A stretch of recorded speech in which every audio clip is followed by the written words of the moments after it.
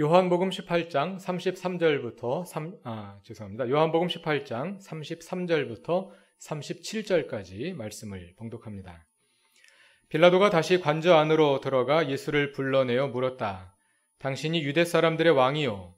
예수께서 대답하셨다. 당신이 하는 그 말은 당신의 생각에서 나온 말이요. 그렇지 않으면 나회가 나하여 다른 사람들이 말하여 준 것이요. 빌라도가 말하였다. 내가 유대 사람이란 말이요. 당신의 동족과 대제사장들이 당신을 나에게 넘겨주었어. 당신은 무슨 일을 하였어? 예수께서 대답하셨다. 내 나라는 이 세상에 속한 것이 아니요. 나의 나라가 세상에 속한 것이라면 나의 부하들이 싸워서 나를 유대 사람들의 손에 넘어가지 않게 하였을 것이요. 그러나 사실로 내 나라는 이 세상에 속한 것이 아니요. 빌라도가 예수께 물었다. 그러면 당신은 왕이요? 예수께서 대답하셨다. 당신이 말한 대로 나는 왕이요. 나는 진리를 증언하기 위하여 태어났으며 진리를 증언하기 위하여 세상에 왔소. 진리에 속한 사람은 누구나 내가 하는 말을 듣소. 아멘. 이것은 하나님의 말씀입니다. 2012년 한 해가 저물어 가고 있습니다.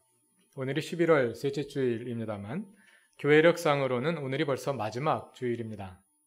왕이신 그리스도 주일이라 불리는 다음 주부터는 교회력의 새해가 시작됩니다. 우리 교회 주일 설교는 지난 8월까지는 누가복음을 순서대로 살펴보았고 9월부터는 성경 여기저기서 본문을 선택하고 있는데 어떤 기준에 따라 본문을 정하는지 궁금해하시는 분들이 있을 것 같습니다. 그런데 물어보는 분들은 없습니다.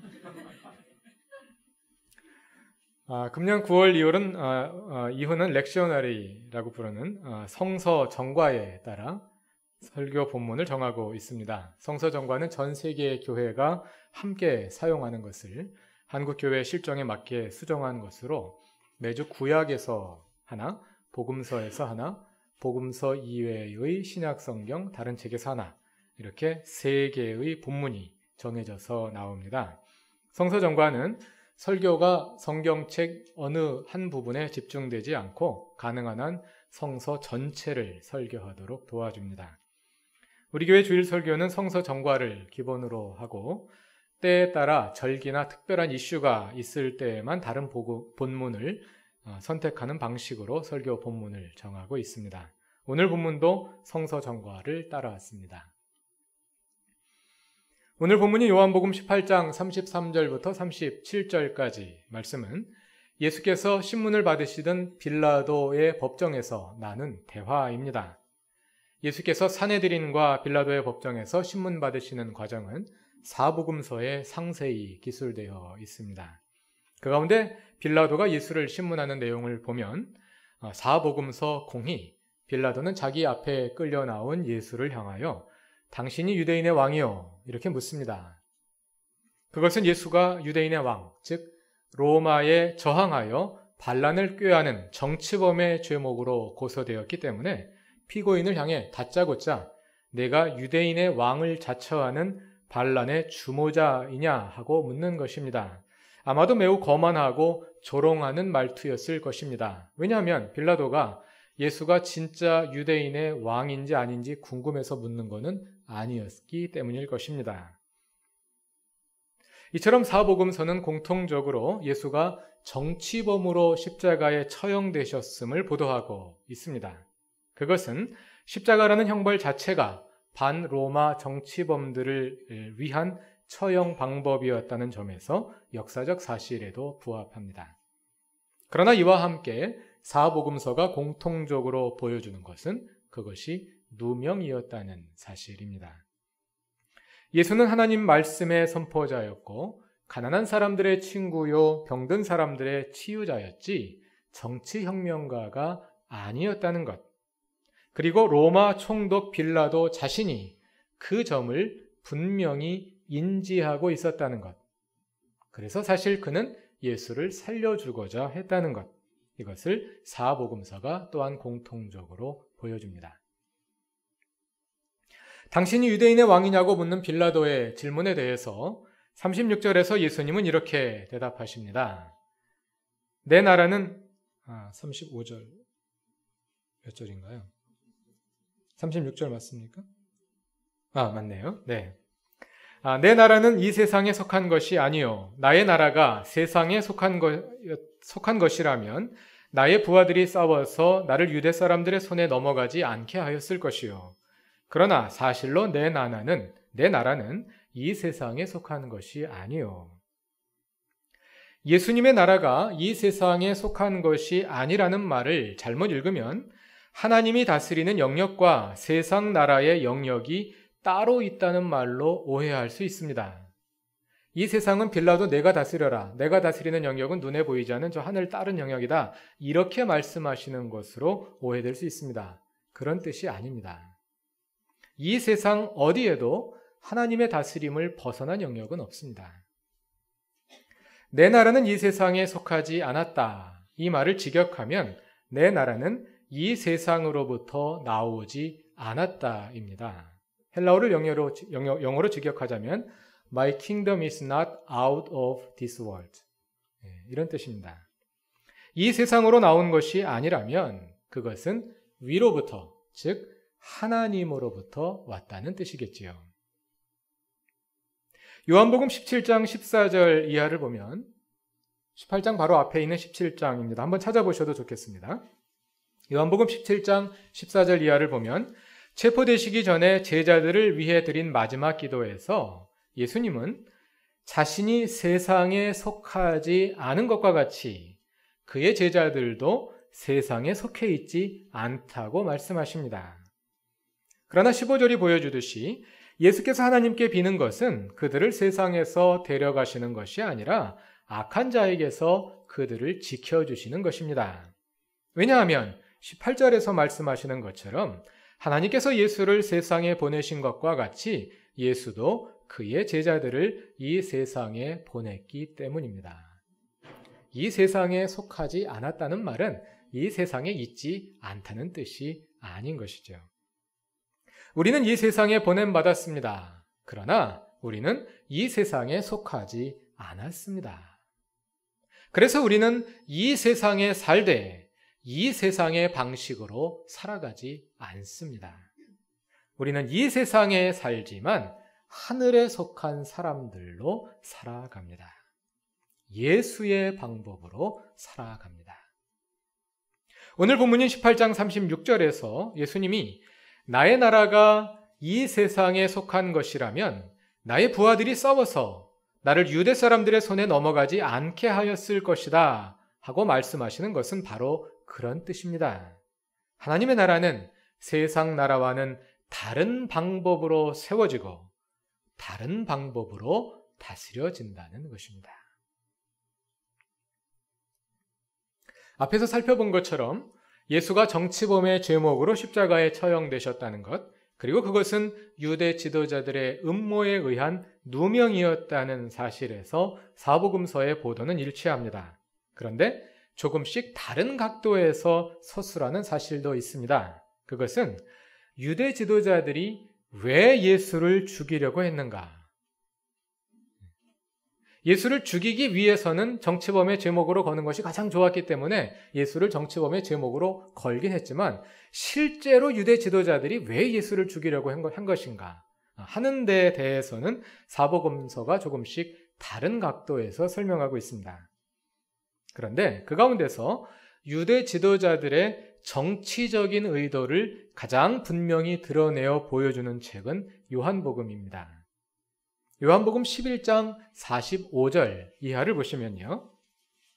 예수는 죽은 나사로를 살려내신 것을 포함하여 많은 기적을 행하셨고 그를 보고 많은 사람들이 예수를 믿게 되자 유대의 정치 지도자들이 이를 심각한 위기로 받아들이게 됩니다. 47절을 보면 대제사장들과 바리새파 사람들이 공의회를 소집하였다고 말합니다.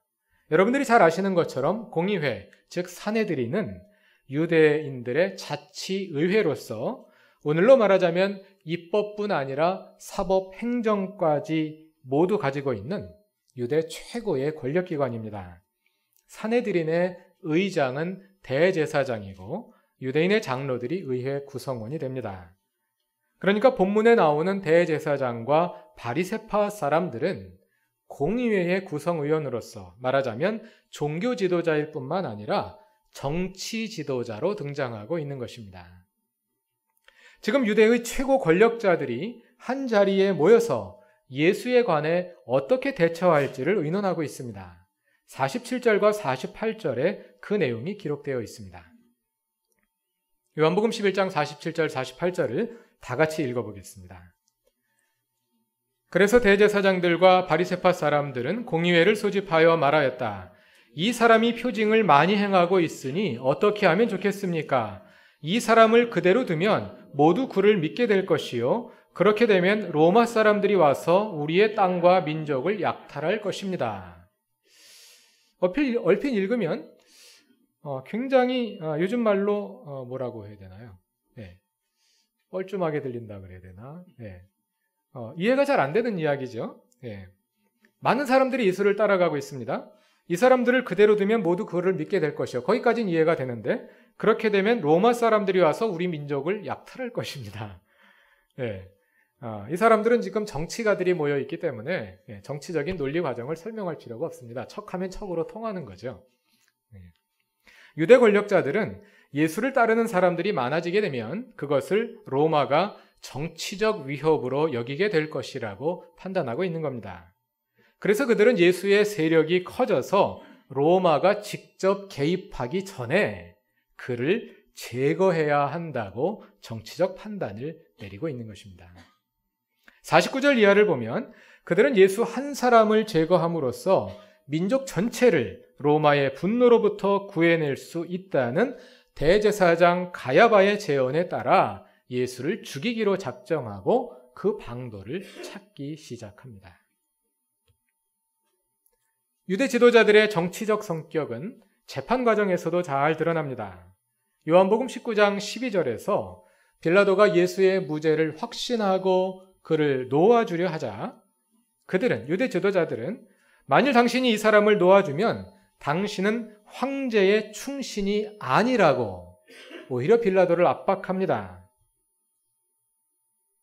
스스로 왕이라고 하는 자는 황제에게 반역하는 자라고, 황제에게 반역하는 자를 당신이 놓아준다는 것은 당신이 그 반역에 동조하는 것이 아니냐고 유대 지도자들이 빌라도 총독을 압박합니다. 15절에서도 그들은 다시 그들의 왕은, 유대인들의 왕은 황제 폐하밖에 없다고 단언합니다.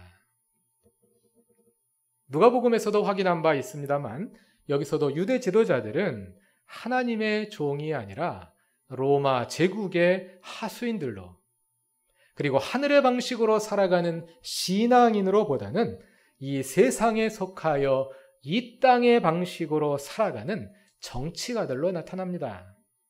그들의 뇌리에 하나님은 없습니다. 오직 강대국이 있을 따름입니다. 그리고 한 사람을 희생하여 나라를 구하겠다는 정치적 논리만 있을 따름입니다. 그들은 이렇게 이 세상에 속한 사람들입니다. 정치적 판단이 신앙을 압도하는 현상, 이 세상에 속한 사람들의 모습은 이스라엘 역사 속에서 계속 반복되어 왔습니다.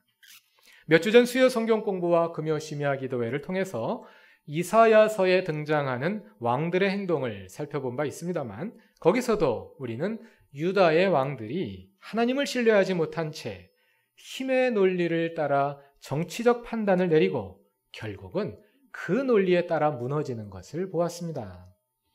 이사야 7장을 보면 시리아와 북왕국 이스라엘의 연합군이 남왕국 유다를 공격했을 때 유다 왕 아하스가 그 위기에 대처하는 모습이 기록되어 있습니다. 이스라엘 역사가들은 그 사건을 가리켜 시리아 에브라임 전쟁이라고 부릅니다.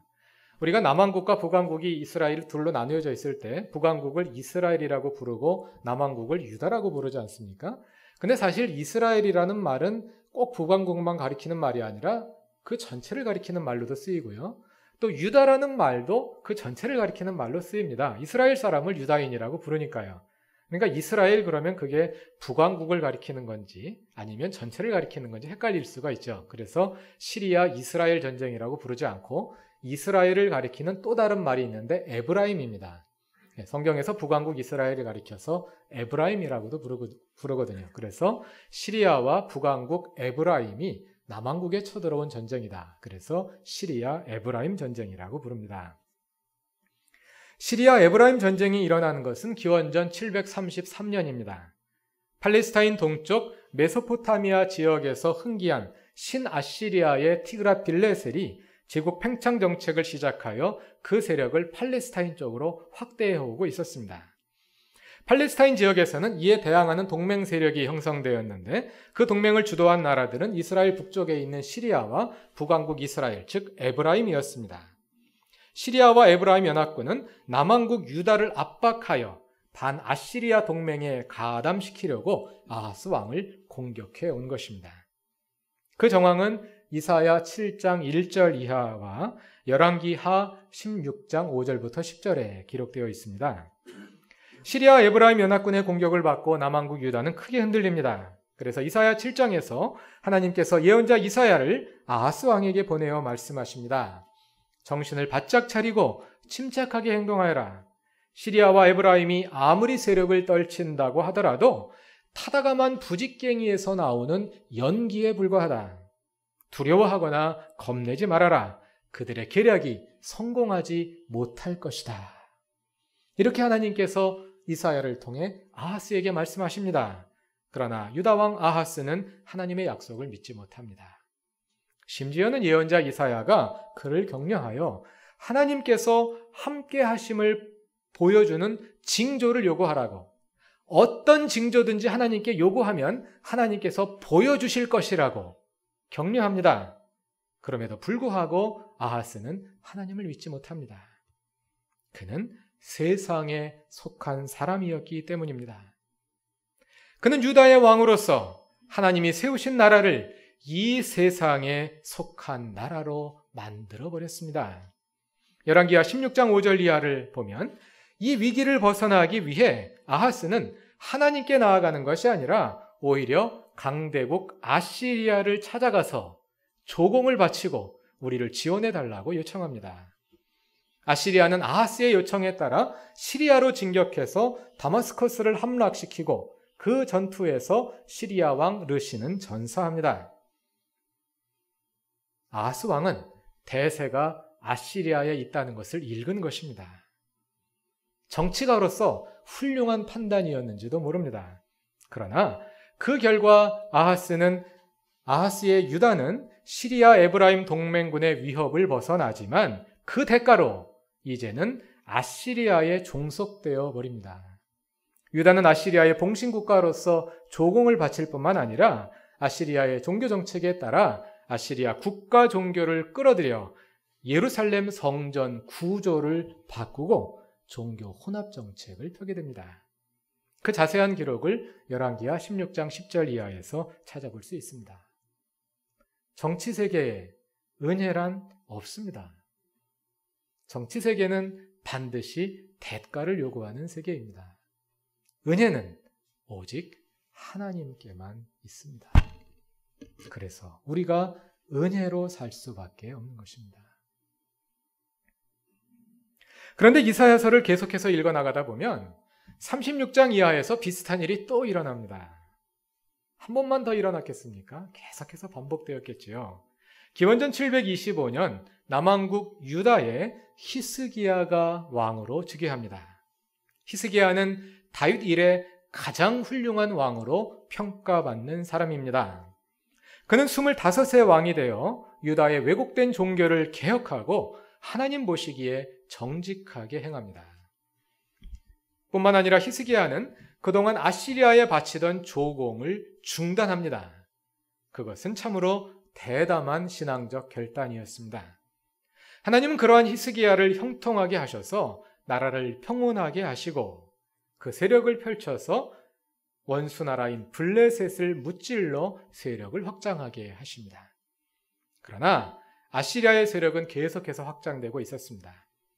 히스기야는 그 나름의 정치적 판단에 따라 이집트의 힘을 빌어, 이제는 남쪽에 있는 다른 제국인 이집트의 힘을 빌어 아시리아에 대항하려 합니다. 이집트는 이쪽에 있습니다. 아시리아는 저쪽에 있고요. 앞에 나왔던 아하스 왕이 시리아 에브라임 동맹을 거부하고 아시리아의 봉신국가가 되었던 것과 정반대로 히스기야는 이집트와 동맹을 맺어 아시리아에 대항하려 하는 것입니다. 그런데 이것은 하나님의 뜻에 따른 결정이 아니었습니다. 그래서 이사야 30장과 31장에서 예언자 이사야는 다음과 같이 하나님 말씀을 대언합니다. 주님께서 말씀하신다. 거역하는 자식들아, 너희에게 화가 닥칠 것이다.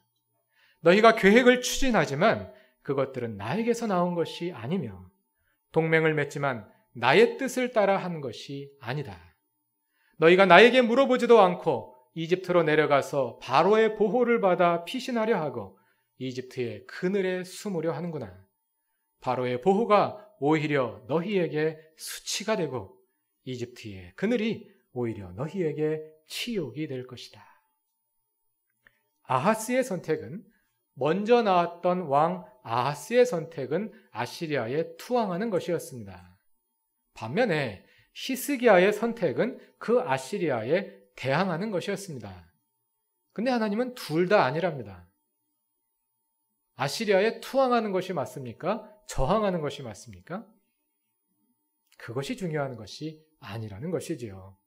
정치적 판단은 또 우리의 삶의 과정에서 맺어지는 판단은 이럴 수도 있고 저럴 수도 있는데 중요한 것은 누구의 뜻을 따라 내린 결정이냐는 것입니다. 방금 읽은 이사야 30장 1절에서 3절에서 히스기야가 이집트의 지원을 요청하려 하자 하나님께서 이사야를 보내서 그것을 책망하시는데 이집트는 이래서 안 된다 이렇게 말씀하시지 않습니다. 이집트를 선택하는 것이 잘못이기 이전에 그 결정이 하나님께 묻지 않고 이루어진 것이 문제라는 겁니다. 우리는 보통 이 길로 갈 것이냐 저 길로 갈 것이냐 하는 선택 자체를 중요하게 여기지만 그것보다 더 중요한 것은 그 결정이 하나님의 뜻에 따라 이루어졌느냐입니다. 동일한 선택이 하나님의 뜻을 따른 것일 수도 있고 하나님의 뜻을 벗어나는 것일 수도 있습니다. 결과적으로 무엇을 선택하느냐 그것만 가지고 알 수 없다는 것이지요. 어떤 경우에는 이 길로 갈 수도 있고 이 길로 갈 수도 있습니다. 두 선택이 모두 하나님의 뜻에 부합하는 것일 수도 있습니다. 어떤 것을 선택하느냐 그것보다 더 중요한 것은 내 삶이 하나님께 이끌리고 있느냐 그것이라는 것입니다. 선택에 직면하여 어떤 사람은 하나님의 뜻에 전혀 관심이 없습니다. 또 어떤 사람들은 이런 문제는 하나님께 물을 성격의 것이 아니라고 생각합니다. 그들은 사람의 경험에 따라 판단합니다. 그러나 하나님의 다스림의 영역을 벗어난 문제는 하나도 없습니다. 어떤 사람들은 하나님께 기도는 하지만 자기의 선호에 따라 자기의 선호가 너무 강해서 자기 판단이 너무 강해서 하나님의 말씀을 들을 여유가 없습니다. 그래서 결국은 자기가 결정해놓고 하나님이 그렇게 말씀하셨다고 오해하기도 합니다. 히스기야의 정치적 판단은 잘못된 것임이 곧 드러났습니다. 이집트의 저항에도 불구하고 아시리아의 세력은 갈수록 커졌고 팔레스타인 지역도 곧 아시리아의 세력권 안에 들어가게 됩니다. 이집트는 더 이상 유다의 도움이 되지 못하였습니다. 그러나 다행히도 히스기야는 예언자 이사야의 충고를 따라 반아시리아 동맹에 깊이 개입하지 않았기 때문에 아시리아가 유다만 봐줍니다. 그래서 침공을 면하게 됩니다. 처음에 히스기야가 아시리아에 보내는 조공을 중지하고 독립하기로 결정했을 때 그것은 매우 훌륭한 신앙적 판단이었습니다. 현실적 판단을 따르자면 아시리아를 거스르는 것은 매우 위험천만하고 순진하기 그지없는 그러한 행동이지만 그는 오직 하나님을 신뢰하였기 때문에 그런 담대한 행동을 할 수 있었던 겁니다. 그 점에서 그는 이 세상에 속하지 않고 하나님께 속한 사람이었습니다. 하나님께 속한 사람이었기 때문에 그는 이 세상의 판단과 이 세상의 방법을 과감히 버리고 정치적 판단을 따르지 않고 하나님의 판단을, 하나님의 방법을 따를 수 있었던 것입니다. 그런데 아시리아에 대한 저항을 통해 정치적 성취를 거두어 가면서 해보니까 잘 되거든요. 그 일로 재미를 봤거든요. 그러면서 히스기야는 하나님의 길에서 벗어나기 시작합니다. 그 정치적 성취를 계속 이어가기 위해서 이제 히스기야는 이집트라는 다른 제국에 기대려 하고 있는 것입니다. 아시리아가 아니라 오직 하나님을 섬기는 신앙으로 선택했던 일이 이제는 아시리아에 대항하기 위해 다른 제국의 종이 되는 역설적인 어리석음으로 향하고 있는 것입니다. 아하스가 다급해서 그랬다면 히스기야는 너무 잘 돼서 그런 것 같습니다. 하늘에 속한 사람이 어느덧 세상의 발목을 붙잡혀 세상에 속한 사람으로 전락할 위기에 직면하게 되었던 것입니다. 말씀을 맺기 위해 다시 오늘의 본문인 요한복음 18장으로 돌아가 봅시다. 예수님은 그의 나라와 그의 제자들이 이 세상에 속하지 않는다고 말씀하시는데 그러면 우리는 어디에 속하는 걸까요? 36절 말씀에서 예수님은 37절 말씀에서 예수님은 우리가 진리에 속한 사람이라고 말씀하십니다. 예수님은 진리를 증언하기 위해 태어났으며 진리를 증언하기 위해 이 세상에 오셨고 그래서 진리에 속한 사람은 누구나 예수의 말씀을 듣는다는 것입니다. 우리는 이 세상에 속하지 않고 진리에 속한 사람으로서 하나님께 속한 사람으로서 예수의 말씀을 듣기에 힘써야 합니다. 끊임없이 하나님과 소통하고 하나님의 뜻에 머물러야 합니다. 말씀의 탐구와 묵상을 게을리하지 않고 하나님의 뜻이 무엇인지 묻는 기도를 계속해 나가야 합니다. 그러지 않으면 어느새 우리는 하나님의 뜻을 벗어나 우리의 경험과 정치적 판단을 따라가게 될 것입니다. 이스라엘이 광야에 머물 때 하나님은 매일 아침 만나를 내려 그들의 먹을 것을 공급해 주셨습니다. 만나는 단 하루치 양식이었습니다. 그래서 아무리 많이 거두어도 다음날 아침이 되면 벌레가 쓸어 못 먹게 되기 때문에 이스라엘은 매일 아침 광야에 나가 만나를 새로 거두어 드리지 않으면 안 되었습니다. 그것이 하나님께서 우리를 이끄시는 방식입니다. 매일 새로운 말씀으로 이끄시는 것입니다. 그래서 우리가 진정 하나님께 이끌리기를 원한다면 매일 새로 주시는 만나를 얻기 위해 매일 아침, 매일 어느 시간이든 광야로 나가야 합니다. 말씀 앞으로 기도 가운데 나아가야 합니다. 그래야 하나님께 속한 사람으로서 우리의 정체성을 유지할 수 있고 하나님께 속한 사람으로서 우리를 이 땅에 보내신 그분의 뜻을 이룰 수 있습니다. 그루터기 교회 모든 교우들의 삶 가운데 그러한 광야의 만나가 끊임없이 공급되기를 바랍니다. 다 같이 기도드리겠습니다. 하나님, 이 세상에 살다 보니 어느덧 세상물이 들어 세상에 속한 사람처럼 살아갑니다. 육신의 양식은 한 끼만 걸러도 배고픔을 느끼지만 우리의 영혼을 위해 매일의 만나를 거두러 광야로 나가는 일은 귀찮아합니다. 하나님, 이제 우리의 영혼을 돌보게 하옵소서. 말씀의 영양분과 기도의 능력으로 이 세상에 살지만 능히 진리에 속한 사람으로 살게 하옵소서. 하나님과 소통하기를 게을리하지 않게 하옵소서. 예수님의 이름으로 기도드립니다. 아멘.